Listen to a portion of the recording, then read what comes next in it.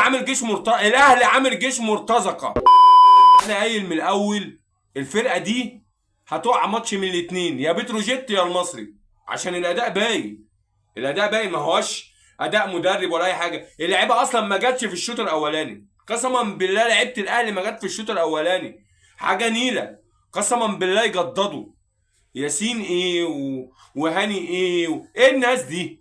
واللي اسمه بن شرقي ايه ده؟ هو هيلعب لنا على سطر ويسيب لنا سطر؟ انت عايز ايه يا عم؟ يقول لك مدرب ايه وزفت ايه؟ ده كده مش اداء مدرب ولا اداء نيله. اداء لعيبه ما فيش روح اساسا.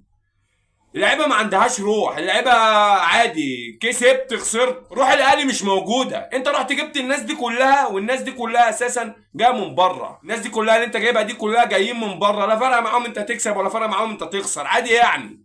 زيك زي اي حد بتدفع فلوس، زيك زي اي حد، مش فارقه كتير. ومش هنسيب الفرقه ونمسك في الحكم، اصل الحكم وحش، اصل الحكم حلو، زي الزفت. ما طول عمرنا بنلعب والحكام بتيجي علينا، ايه الجديد يعني؟